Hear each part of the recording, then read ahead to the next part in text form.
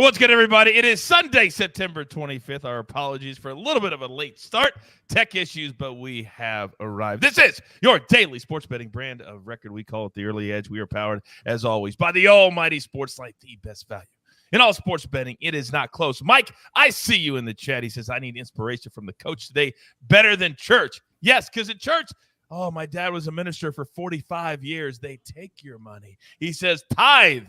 Today, we take the books money. 9 early games, 4 at 4, 13 total games. We'll be back at 7:30 p.m. Eastern time for Sunday Night Football, the 49ers and the Broncos. Let's bring in the stars of the show. I have 3 of the absolute very best at my disposal. First and foremost, live from parts unknown. He only comes out on an NFL Sunday from the lab for this. Prop Stars, good afternoon, sir. Coach, what's good? See ya, Maestro. Great to see you guys. I'm excited. I've got 3 new props that I'm giving out exclusively on this stream. Very excited to talk about them. He's always looking out for the people. Always looking out for the people. Up next, he is the best-looking man in all of the Early Edge universe. See ya, Najad. Oh, I've got the President's Cup on right here off screen. I'm jacked today. Let's go.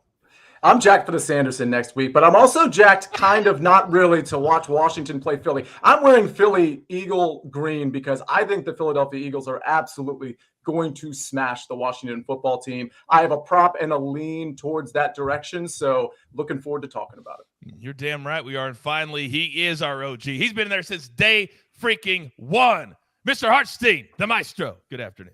Good afternoon. I'm just stunned looking up at the ticket and seeing there's 9 early games. You've got 8 screens going at once. Ravens-Patriots is the game that does not have a screen. That can't be. It's got to be Texans-Bears, right?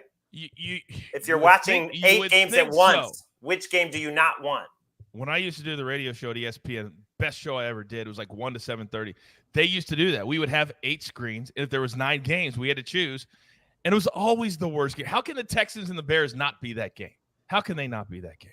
All right, so here's what we're going to do. We're going to go through all 13 games. We got props. We got best bets. We're going to give you every single bet that we've given out since Tuesday in every single game from all of our experts at SportsLine. By the way, if you're not a SportsLine member, what are you doing? Let's get to it. Now, Raiders traveling west. Somebody is going to leave this game over. So, Raiders -2 at the Titans, total 45.5. Now, R.J. White, he's on the under 45.5 here. He's also has the teaser leg. And again, if you watch on Tuesday, you can get it by Sunday. These numbers are gone. Texans +8.5, Titans +8.5. See you, Najad. Get it started. Well, this is interesting. I'm glad you brought up the fact that the Raiders are actually traveling to the East Coast because I think that's a tough spot for a 1 o'clock game for a West Coast team to be making that travel. And I like the Titans in this game. It's not an official play by me, but I think the Titans +2 is a really sharp play. I think everybody's just going to assume what they saw with the Titans last week is what they're going to see this week. Well, that was the Bills. This is the Raiders. Completely different story. I like these Mike Vrabel coach teams, and I think they're going to gut out a win here. I agree. And when you're talking about ground games, didn't you have in this game a Josh Jacobs play? See? So I did, but we got to hold off on that because my Josh Jacobs play was under his rushing and receiving yards. That doesn't seem to be up at the moment, and so I didn't want to give it out. You can get his under rushing, and I believe it's like 52.5, but his rushing and receiving, when I checked it earlier in the week, was 82.5. That's not up there yet, so that's sort of a pending play. If they happen to put the Josh Jacobs rushing and receiving total up again, and I'll be looking into that during the show, then I will be smashing the under. Fantastic. Maestro, go. Yeah, since he entered the league, Derek Carr is 0-5 against the spread, laying points in these early starts. It's not a big number, but still. But still, it's somewhat of a trend. Quickly, Alex, Derrick Henry, not off to a great start this year. His numbers today, have they been affected by that slow start? Yeah, absolutely. From an efficiency standpoint, he has not been good. If you read my article, I gave out his under rushing plus receiving line. We've gotten about 9 yards of closing value on that line. So, yeah, not encouraged whatsoever by Derrick Henry. Does not look good. For those people who are brand new to the show, when you say 9 yards of value, from when you gave it out, it's moved 9 yards in the other direction, correct? Correct. All right, very good. All right, let's move on to game Coach, number. Yes. I have a play from this game. Whoa! Of course you do. What do you got, big boy? Coach, we're going Treylon Burks. It's Treylon Burks season in Tennessee, over 40.5 receiving yards. After a tumultuous offseason, Treylon Burks looks to be by far the Titans' best pass catcher, had at least 40 yards in both games so far, and he's done so while playing less than 50% of the snaps thus far. Leads the team with an extremely impressive 3.4 yards per route run. Also has an elite 9.3 yards per target to go along with a 12.6 average depth of target. He's seen a target on 37% of his of his routes run. That is incredible. That sort of production is going to lead to an increase in playing time. And then we got some excellent news this morning that Kyle Phillips is doubtful, and he was ultimately just ruled out a few minutes ago, which is likely going to make Burks a full-time player in this Tennessee offense against a Raiders defense that's 27th in passing DVOA. So this is a very good matchup for Treylon Burks. Love him over 40.5 receiving yards today, Coach. Drew in the chat said, how high would you play it? If you said it, I apologize. 43.5. 43.5. There you go, Drew, just like that. And Chill Will, we're going to get to as many questions as we can, but I promise you, the fact we're even on the air right now is a minor miracle. So we'll get to as much as we can, but just please be with us today as the construction continues. All right, moving on. The next game that should not be on an 8-screen board when there are 9 early games, the Texans and the Bears. Bears laying 3. Total 39. Mad Max in the Thunderdome, he's on the Bears minus 2.5. RJ White, he's on the Texans when it was at 3. He also has them in a teaser. Oh, but Larry Hartstein, you dug deep. You found a prop that you love in this game, yes? Yeah, even though Davis Mills has been horrific on the road, actually was dealing with a thumb injury, but is good to go. I like Brandon Cooks today, despite all that, because Jalen Johnson, not only is he the best cornerback on the Bears, he's the best defensive player that the Bears have. He is out today. So the Bears, we're talking about Kyler Gordon and Kindle Vildor as the starting corners, and the guys behind them, those are free agents that they got off the street. Brandon Cooks, the targets will be there. 22 targets in the first 2 games. Went over this number once, went under it another time, but I got it over 57.5 at MGM at minus 110. All right, very, very good. We'll have a full recap screen, as I know some of our graphics are down today as well, so we apologize. But my guys are going to say the name and the number as much as they can. We're giving out that take. Anybody else have anything on this game before I move on? I think we're good. All right. Game number 3. And this is the game that I personally am very much invested in. And I don't even know how it's at 5. I don't even know how it's gone down this week instead of up. Chiefs on the road in Indianapolis. Take on the Colts, a total sitting at 55. Mad Max, he was on the Chiefs when it was at 6.5. RJ White, he loves the Colts. I would love to show down with him. I'd even give him the 6.5. But he's too scared to show up today. And then Mikey has a teaser. Mikey has a parlay, Chiefs and the Eagles. But, Sia, let me come to you. Is there a reason in your mind, based off the 2-0 Chiefs who looked awesome, and the 0-1-1 Colts that have not?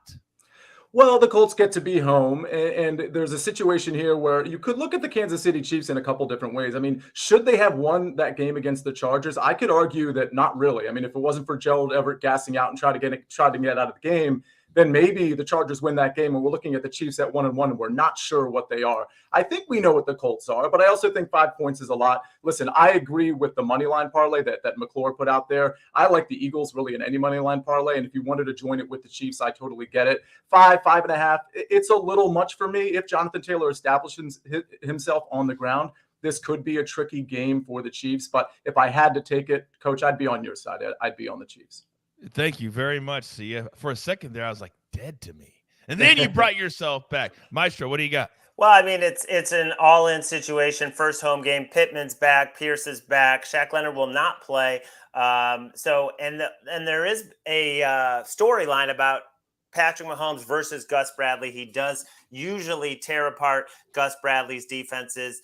But I just think Matt Ryan is washed. 5 fumbles so far this season. They've recovered 4 of them. But the arm strength, you watch video of these throws. The throws are not there. So the strength is not there. They have to run the ball today.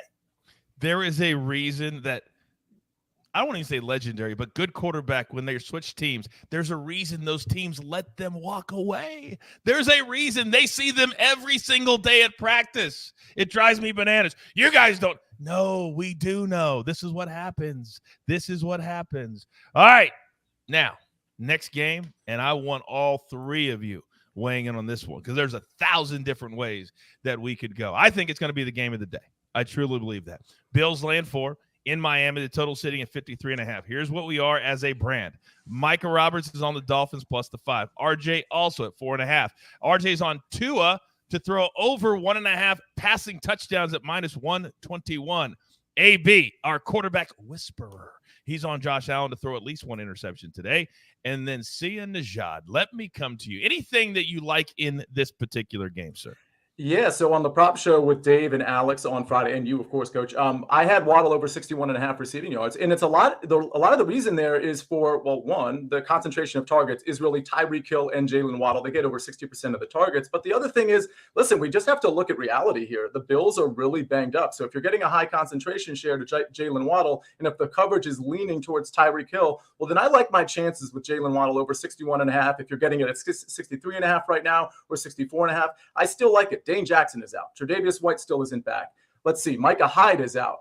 Ed Oliver and Jordan Phillips on the defensive line are out. So we have, a team in the Bills that creates a lot of pressure without blitzing, but now they're down a couple defensive linemen, and they're also down some extra people in their secondary. They got a lot of rookies out there. I just think it's time for Jalen Waddle and Tyreek Hill to feast yet again with another incredible game like they had last week. No, probably not 190 yards and a couple touchdowns each, but give me over 61.5, give me over 63.5, over 64.5 if that's where you're getting it right now.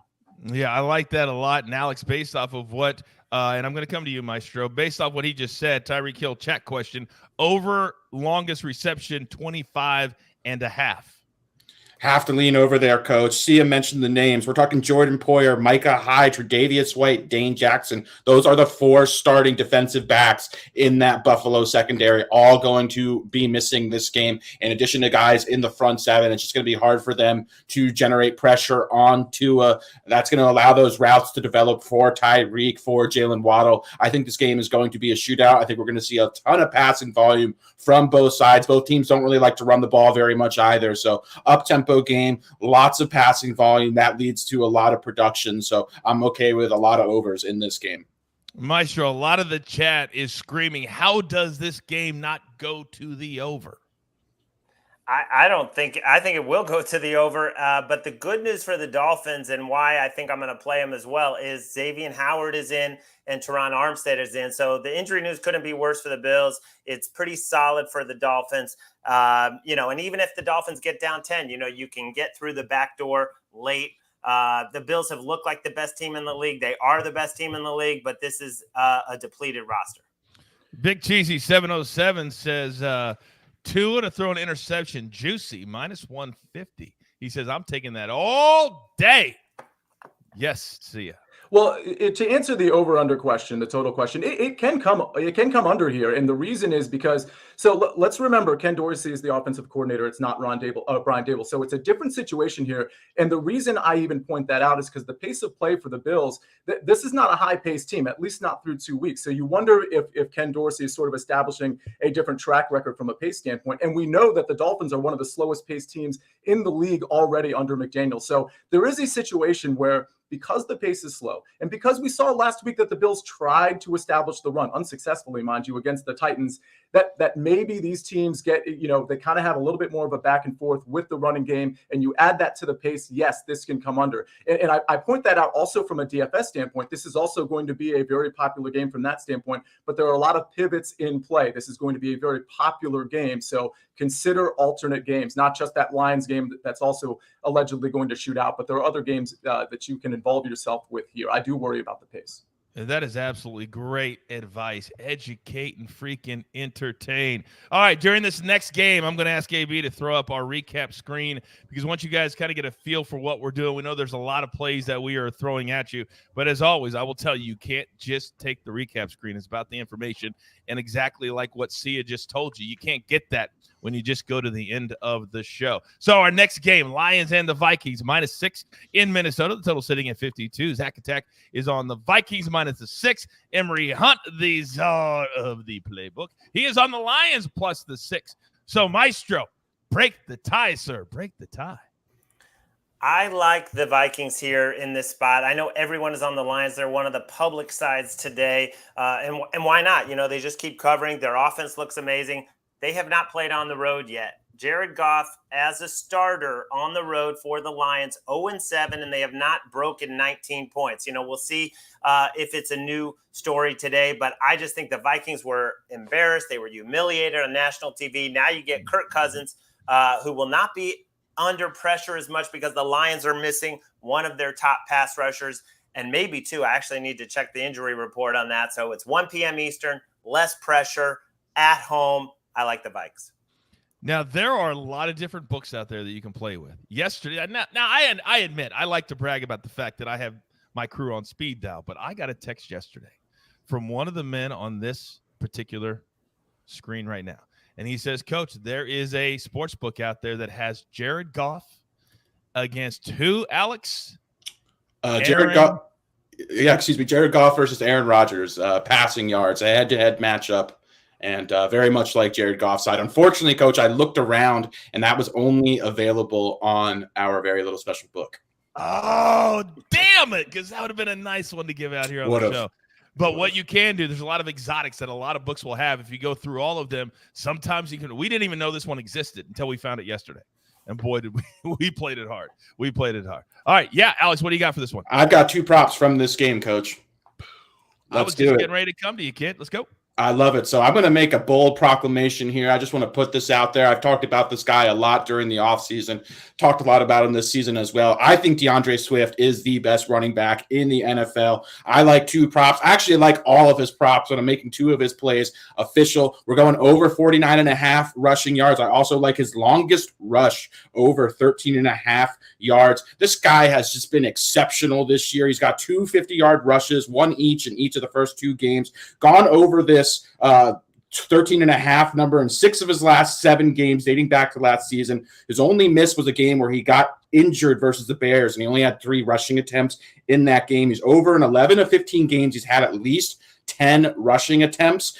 His rushing attempts line is set at 10.5 with juice to the over. Very good chance he's going to get double-digit carries in this game as well. Playing Minnesota, who is dead last in rushing DVOA, while Detroit is second in offensive rushing DVOA. They really improved their offensive line in the offseason. DeAndre Swift has just been phenomenal. He's the healthiest he's been all season. I think he's going to flirt with 15 to 18 touches in this game. I opened a position on him at 44.5 rushing yards. This has just gone up all morning when a report came out overnight that he's feeling great and he's expected to handle potentially his biggest workload of the season. This is just a fantastic matchup. This guy is just a big play waiting to happen every time he touches the ball, has one of the most versatile skill sets in the NFL. I personally bet his rushing line, his combo line, his receiving line, his receptions, his rushing attempts. I literally bet every single way I possibly could on DeAndre Swift when his lines opened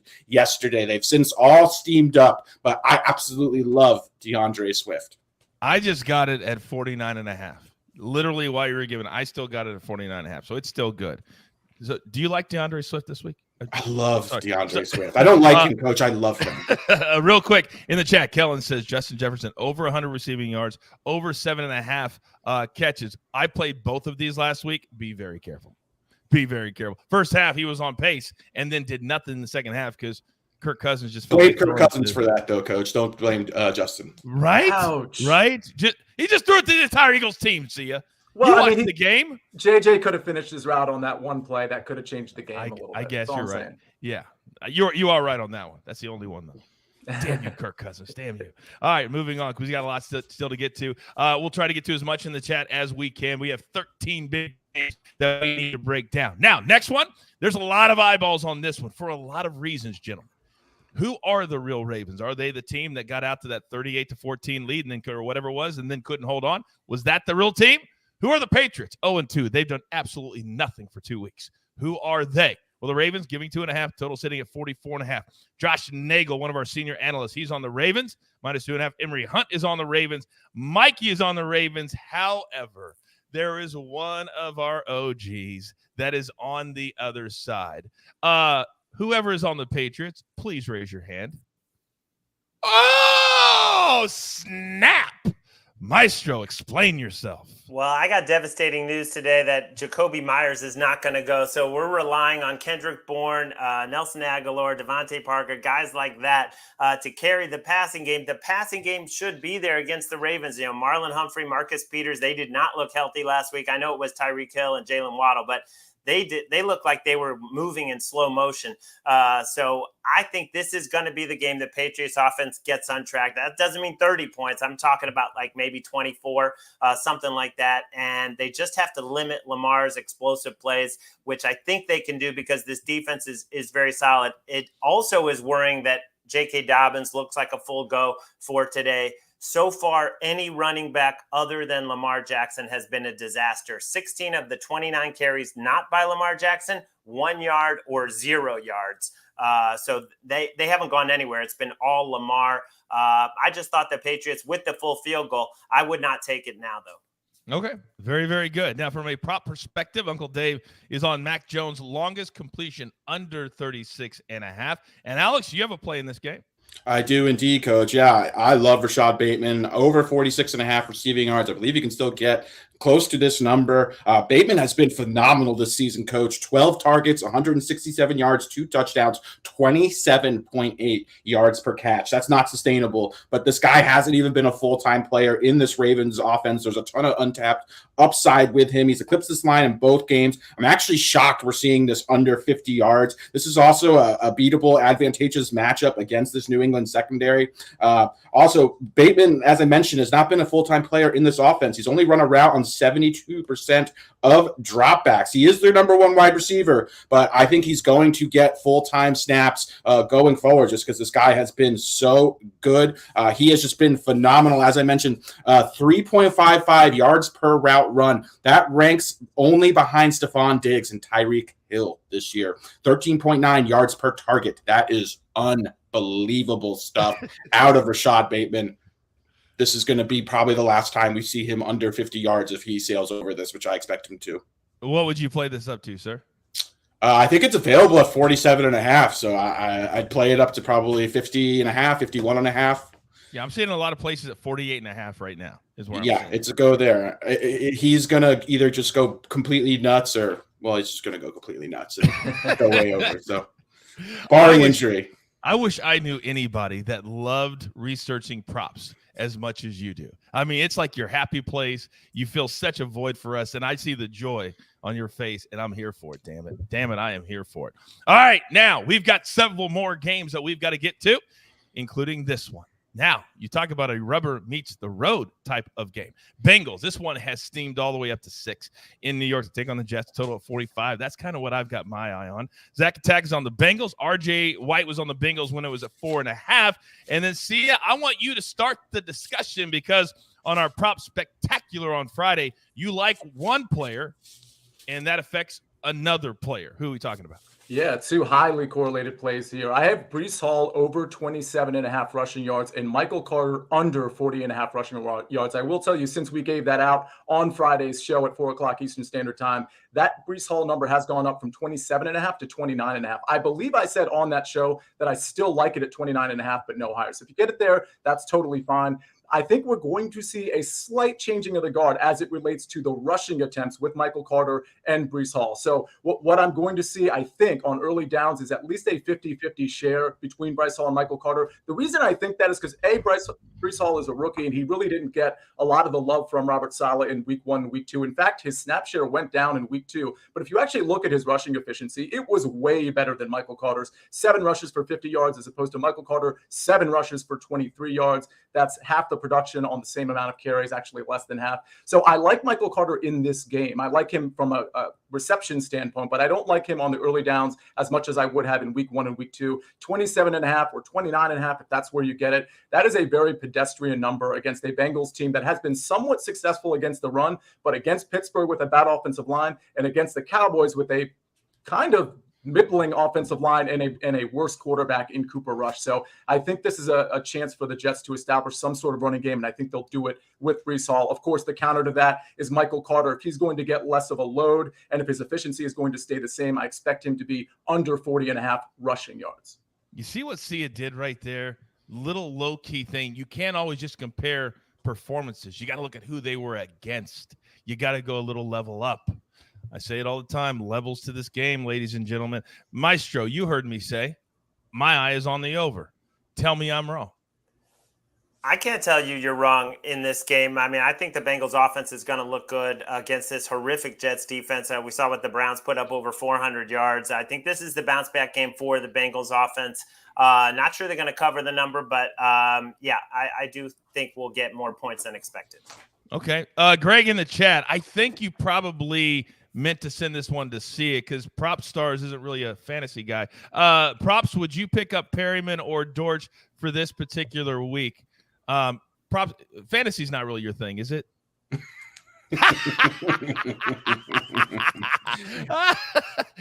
You can answer this question. Thank you, Coach. Yeah, I'd probably roll with Perryman here. I think that Dortch is going to potentially, his upside's capped a little bit with a fully healthy Zach Ertz. So I like Perryman to ultimately be the 1A for this Tom Brady passing attack that's going to be heavily depleted. And see, apparently people are noticing how every week your background gets better and better and better.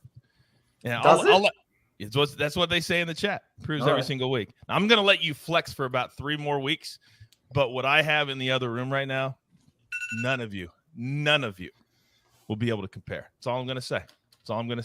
It's the hype is real. The hype is real. All right, we got to move on because we have 2 more early games and 4 more late ones before the top of the hour. We are crossing the bottom of the hour. A lot of new people coming in. You are watching Early Edge Live. We do it every single NFL Sunday, 3 times, 10 a.m., noon, and, of course, 7:30 p.m. Eastern time. Counting down to Sunday Night Football with 3 of the best names in the business, Sia Najad, Prop Stars, and the Maestro Larry Hartstein. All right, let's move on, ladies and gentlemen. Eagles and the Commanders. This one also has steamed up since Tuesday when we gave it out at 4. I encourage you to watch our mega preview when it happens. So, total 47.5. Emory Hunt is on the Eagles -6.5. Mike McClure has the Chiefs and the Eagles on the money line in a parlay. Then we've got 2 plays from the Maestro and Sia. So, Sia, let me come to you first. Yeah, so I think the Eagles are really going to do kind of whatever they want against Washington. I think Washington might be successful on offense too a little bit. This is a game that is interesting from a DFS, from a stacking standpoint. But the reality is the Washington defense just can't keep up with this Eagles offense. I know it's at Washington. I know it's a division game, but Washington football team, that's what I'm going to call them. Commanders hasn't caught on for me yet. They're allowing more explosive plays than any team in the league. Like that's an actual fact. But if you don't think the 2-week trend is very good because it's only 2 weeks, well, just look at last season. They gave up a ton of explosive plays as well. So here we have a bunch of explosive players. We have Jalen Hurts really at the top of his game, both with his legs and with his arm. We've got A.J. Brown getting a lot of coverage, getting a lot of attention, and he deserves that. He'll probably also have a great game. But I like Devontae Smith on the other side because his total is only 44.5 receiving yards. I like that quite a bit. His target share last week, now week 1, it wasn't very good, but last week he had 7 targets. It was the same target share that A.J. Brown enjoyed, and he actually caught all 7 of those targets. I think that efficiency buys him some equity this game as well against the Washington secondary that could very well let up 44.5 yards on one play. I think it could be 2 or 3 plays for Devontae Smith, and he gets there. I will say this. I also have a lean towards Miles Sanders over 63.5 rushing yards. I mentioned that Friday a little bit, but it wasn't an official play because I thought that 63.5 yard line, rushing yard line would go down a little bit, maybe to 62.5 or 61.5. It has not, as far as I've seen. So it's not an official play for me, but I do think Miles Sanders is going to have a nice game too. The Washington football team, they don't establish the line of scrimmage. Miles Sanders is going to see some carries where he's going to be 2-3 yards down the field without getting touched. And we know with Miles Sanders and the fear of Jalen Hurts and the read option and things of that nature, he is likely to have some lanes to run in. So I do like Miles Sanders over 63.5 as well. Rarely have I ever said this, Sia, but the Maestro has more guts than you do. Maestro, why do I say that? Well, because I locked in Miles Sanders on Friday. And, yeah, I mean, the Commanders give up 7.5 yards per carry, and they're missing a couple D linemen, which is not going to help. I just think this game is fascinating because the Eagles are darlings. I mean, look what they did on national TV. And a lot of sharp people are saying, you know what, this is a come down. This is a little bit of a letdown spot. The Commanders looked bad last week, so they're going to bounce back at home. But I think the Eagles are just this good. I mean, when you got Slay and Bradbury back there, Wentz better be careful when he's targeting some of these contested. A lot of his receivers have made amazing contested catches on tight throws. Well, now you're throwing against Slay and Bradbury, and maybe the Eagles are just this good because their metrics suggest that they are a top 3 team offensively. So I can't wait to see it. I didn't lay it, but definitely like the Eagles to win. All right, very good. I already played the Eagles back on Tuesday because I listened to you guys on the mega preview that we do every single Tuesday. I don't wait. By the way, guess who's in the chat, ladies and gentlemen? The boss himself. Everybody say hello to Noah. I would love for it if you could just type into the chat. Hello, Noah. It's nice that he's spending time. Yes, Maestro. Yeah, and the boss was asking for anytime TDs. I'm going to go with Higbee today on the Rams. That's plus money. That's one How for about you. a little bonus play from the Maestro on this play? Hello, Noah. Oh, it's been a while. It's been a while. All right, we got 5 more games we got to get to before the top of the hour. Saints, Panthers, total 41. Saints lane 2 on the road. Baker Mayfield. He was cited. Apparently, he's good friends with Max Homa. He was out at the President's Cup. Apparently, not everybody hates him. He got a standing ovation. He did in Charlotte. Now, Emory Hunt's on the Saints, minus the 3. Jeff Hockman, Panthers, plus the 3. AB is on Baker Mayfield to throw at least 1 interception today. And RJ White has the Broncos and the Panthers in a teaser. So this game is not getting a lot of play from the 3 of you. Maestro, why not? What don't you like in this game? The lean is definitely to Carolina at home, especially when you can get a 3. They basically had 2 coin flip games. They probably should have beaten the Browns. They probably should have beaten the Giants. They started that game with a couple of fumbles. But then it comes out that Baker Mayfield, that they're kind of tipping their plays. I'm sure they addressed that during the week. The Saints won't have Taysom Hill, Jameis Winston playing with those fractures, but the Saints defense is very, very solid. I just didn't want to go against them. But if you look, Jameis Winston has a terrible history in Carolina. So to me, it would be take the points or pass. Alex, all over social media this morning, it's reported that Alvin Kamara will be active to play today. How did that change anything you did as far as your research for this game? Yeah, offensively, I just think this game's going to be tough here. Jameis obviously operating at less than 100%, dealing with 4 fractures in his back. We've seen this passing offense, look pretty anemic despite having made a lot of upgrades over the offseason. Kamara will be active, but to tell you the truth, I'm down on him. I just don't think Jameis is a great fit with him. Jameis doesn't like to check down to running backs very often, and Kamara's being used as more as a traditional running back, running the ball out on first and second down, where his skill set is more suited towards pass catching, where he's just not getting a lot of opportunities. So, yeah, I just think both these offenses are going to struggle. I don't think there's going to be a lot of scoring in both games. If you look across the board at both of these teams, a lot of really low numbers as far as props go. So I expect it to be ugly and not a lot of offense. See ya. Chill Will in the chat says, do I start Kamara or Dobbins today? And then it just moved on me in fantasy. People love to bet big name players. How careful should we be? Well, I don't think I would start Dobbins over Kamara, especially because we don't know exactly if Dobbins is getting a full workload. We could say the same about Kamara, but we do know that Kamara, to the extent he plays even 70% of the snaps, he's probably going to get more catching work than J.K. Dobbins. So go with Kamara there.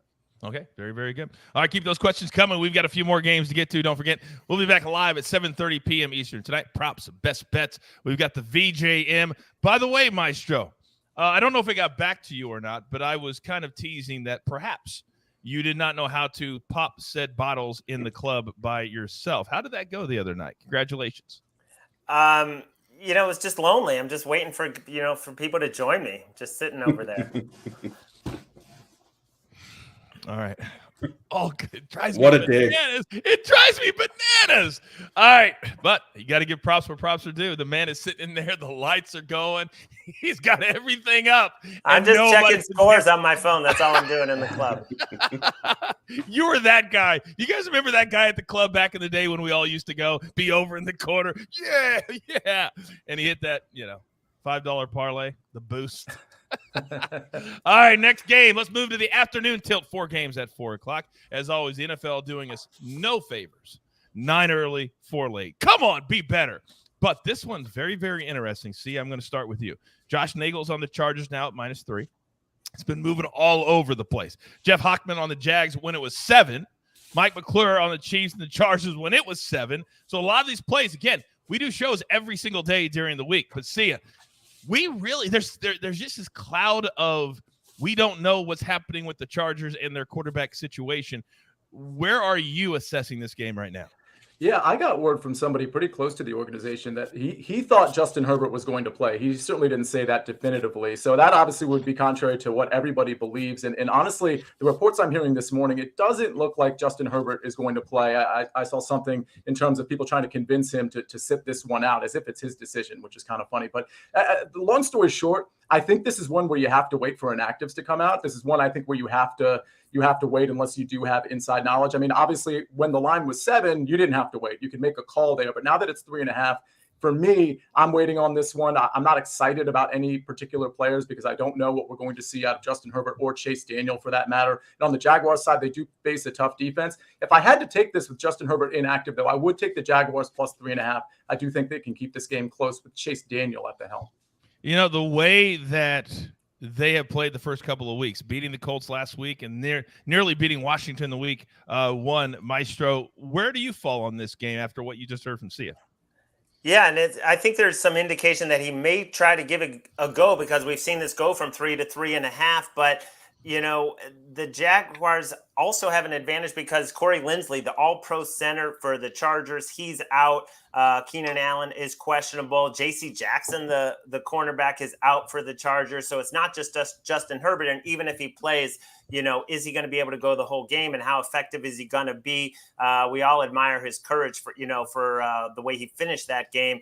Chase Daniel, solid, unspectacular. But as I pointed out on the morning show today, when you expect a big reaction to this quarterback change, the line has been right. 8-2, I'm sure, for the backups against the spread when people overreact. But that could also be just the team, you know, rising up their level of play, the defense. And this is going to be the best defense by far that Trevor Lawrence has seen. Well, didn't we see it just last week with the Dallas Cowboys? Everybody played the Bengals -7. Cooper Rush comes in. He's legit. And he's played well every time he's gotten a shot. Alex, let me come to you because last week we were just raving on the Thursday night show about the fact that Keenan Allen would be out. And then on the other side, that's where all the targets would go. The Chiefs couldn't stop that. Should we think that that's going to happen again? As far as the Los Angeles offense against this Jacksonville defense, sure. Correct. Yep. The wide receiver is Mike. What's the name? He went bananas against the Chiefs. Mike Williams. Mike Williams. Damn, I keep saying Mike Smith. Mike Williams. Yeah. So he went bananas. They couldn't stop him, and all of his numbers went to the over. Yeah, there's a lot of talent in this Chargers offense looking across the board. Even without Keenan Allen, Josh Palmer, a very good wide receiver. We saw Mike Williams have a massive game. Gerald Everett played well. Austin Eckler, just a ton of weapons. And then Jacksonville's defense is very soft, especially if you're going to attack them through the air. So I definitely think you'll see both offenses be able to move the ball. Even if Herbert isn't able to give it a go, I think there's a lot of opportunity here on both sides of the football. Whoa. What did you say? What is there on both sides of the football? Opportunities, Coach. Oh, that's correct. Opportunities. Thank you, Alex, very much. By the way, Jason in the chat says, I'll never forget, Coach hosted a Girls Gone Wild pay-per-view event. Jason, please do not lie to the people. I did not host a Girls Gone Wild pay-per-view event. I hosted the only Girls Gone Wild pay-per-view event of all time. And my career even continued. Maybe over a beer, I'll tell you all those stories. They involve Snoop Dogg, 8,000 people, and security. That's all I'm going to say. But all that's true. All right, moving on. Game 3 more to play. I can't believe you brought that up. All right, let's move on, gentlemen. 4:25 Eastern Day. Rams laying 3.5 at Arizona. Is this an overreaction to the end and how the Cardinals played? Because for 3 quarters, dominated by the LA Raiders. Now, as a brand, RJ White's on the Rams -3.5. AB thinks Matthew Stafford and that wing. I think that wing is not healthy to throw at least one interception. Maestro, let me start with you. Do we think Matthew Stafford is not healthy? It's hard to say. He doesn't look exactly like he looked last year, and there's a lot of key injuries on the Rams. We just saw Van Jefferson, I believe, go to IR today. But beyond that, the Rams injury report is pretty serious. But McVay has owned the Cardinals, 10-1 against the number. The Cardinals, up until halftime last week, were maybe the worst team in the NFL. 6 horrific quarters, and then they got it together against Las Vegas. I don't know which way to go on this one, to be honest. See, I don't know either. Last week I was sitting hosting an event in wine country, looking at my phone going, what in the hell is going on? And so I don't know which way to go. How was that Arizona coming to life, or was it just a freaky quarter? It was a freaky quarter. It was a blip on the radar. We have pretty good evidence, not just from this year, but late last year, where Kyler Murray just kind of went away. And I think when you consider what Larry said with respect to this matchup in particular, Sean McVay versus Cliff Kingsbury, Sean McVay versus the Arizona Cardinals, since he's been the head coach of the Rams, he's absolutely owned the Arizona Cardinals. I typically don't look at trends like that, but I do think it's a worthy trend, especially the Sean McVay games against Kyler Murray. I think they've sort of figured him out. Just like most of the NFL has figured Kyler Murray out. They're going to apply pressure up the middle, but they're also going to contain him. I don't think he's going to be able to be successful against this defensive line. And I like the Rams on offense. So I actually like the Rams -3.5 here. I think the Rams are going to win by double figures. I really believe that. I really, really do. All right, gentlemen, we got 10 minutes and 2 games we got to get to, and then we got to get the hell out of Dodge and watch those early games. By the way, my son, as everybody knows here in the Early Edge universe, JJ, who's been on the show several times, he is playing in his first competitive golf tournament and tees off in 1 minute. How am I supposed to do a show when my son is teeing off in his first tournament right now? Oh, my God. It's crazy. It's bananas. By the way, he shot a record low 36 for 9 holes the other day. He's 12. He's played for 18 months. It's stupid. It is stupid. Yeah, he's really, really good. Now, tournaments are a different story. Just like game days are a different story. It's not practice anymore. And last week, the Falcons showed again. You never know what to expect. Week 1, big lead, they lose it. Week 2, big deficit, they come all the way back and almost, if not for a Jalen Ramsey all-time interception, they could have won that game. They could have won that game. So as a brand, here is where we are. RJ White is on the Falcons when it was 2. This is always kind of hovering around 1 and 2. And then Maestro, you have a side you like, a team total you like, and a prop you like. Sir, the floor is yours. All right. Yeah, no, I put the Falcons in a teaser on SportsLine. I played them plus the point on the website. And I have Cordarrelle Patterson over 41.5 rushing yards, and I have the Falcons team total over 19.5. I mean, they played the Saints, they played the Rams, and now you go to the Seahawks. This is, possibly the worst defense in all of football, giving up 6 yards a play. But if you look at the line yards, that defensive line not getting a push, I think Patterson is going to run wild. He got 10 carries last week. He should get more this week. I really don't know why they gave the rookie 10 carries when he got 3 yards per carry. We saw what Patterson can do in week 1 against a very good defense. So I think this is his bounce back game. I think this is the Falcons' first win without Jamal Adams. And there's just not many playmakers on that defense. So prop stars, from a prop perspective, should we look at a lot of unders today in this game? I have a play from this game that I absolutely love, Coach. If I could touch on that. Yeah, that's Kyle Pitts. I gave this out at 46.5 receiving yards. I think this is pumped all the way up over 50 yards. I talked about how I don't expect to see Kyle Pitts under 50 yards again this season. He's gotten off to just a terrible start, but if there was ever a get-right matchup, it is this one. The Seahawks are 26 in DVOA to the tight end position, 30th overall in defensive passing DVOA. Pitts is a wide receiver in a tight end's body. From an athletic standpoint, few players rival this guy. I like a lot of his alt lines as well. I think there's a great chance that he could potentially go for triple digits if the Falcons make him the focal point of the offense, which they absolutely should. I love Kyle Pitts today. This is the best possible matchup for him. I know he's gotten off to a disappointing start, but I think this will be in the rearview mirror and just a blip on his radar. Love Kyle Pitts today, Coach. I know you do. What would you play it to, sir? So it's up over 50 yards here. I actually like being a little bit creative with it. I'm fine. Probably what I would do is I'd put a half unit at him over 50.5 yards or 51.5 yards, and then I'd maybe ladder him, put a quarter unit on him over 70 yards, a quarter unit on him over 80 yards if you have access to alt lines. I love that. Ladder him, educate, entertain.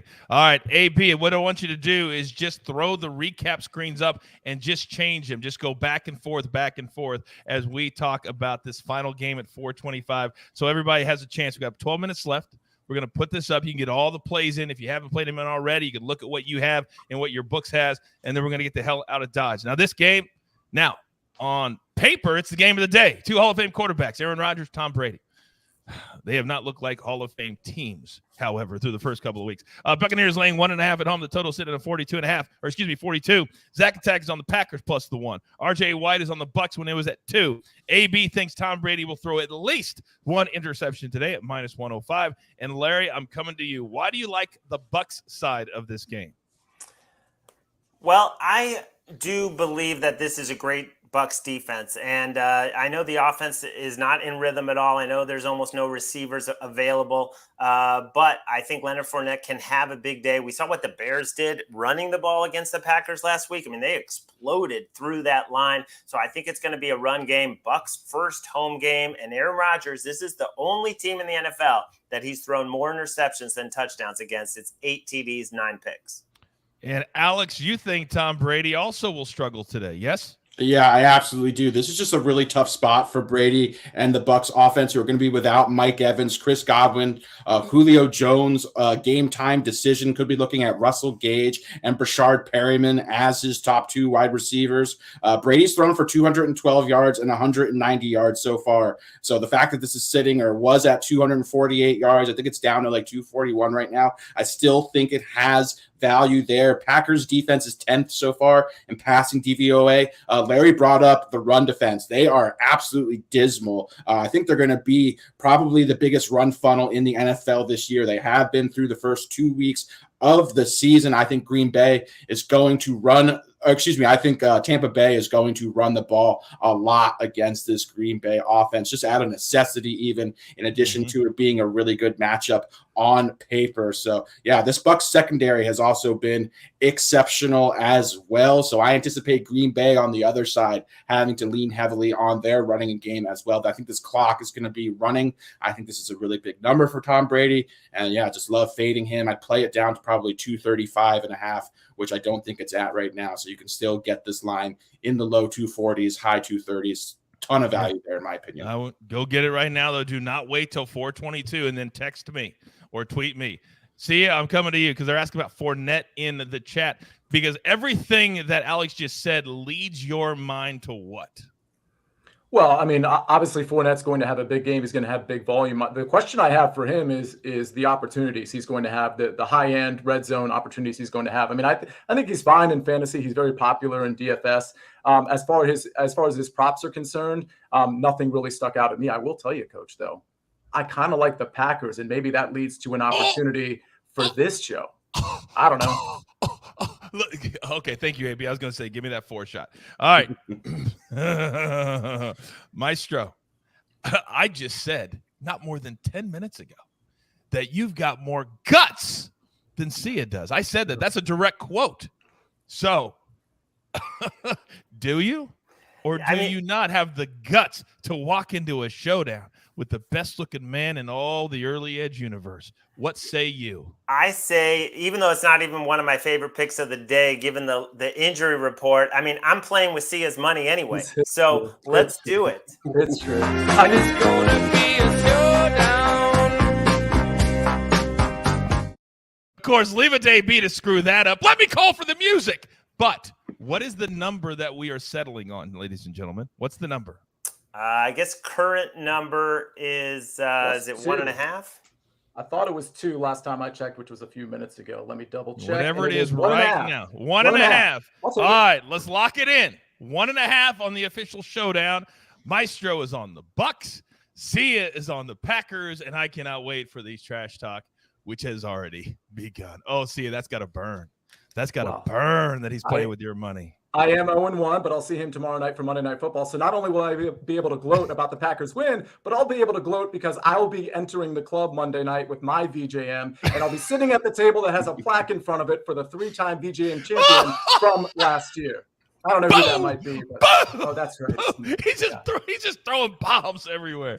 Oh, my gosh. Oh, my God. You guys are the best. I'm going to end the show with this quote from John in the chat. And he says, so much information in the show. I had to be placing bets instead of chatting. Long live little Geppetto. Line of the day. Long live little Geppetto. All right. You know I like to end every single one of my shows asking my crew exactly what they are most looking forward to today in the early slates and the 4 o'clock game. See ya. Start us off.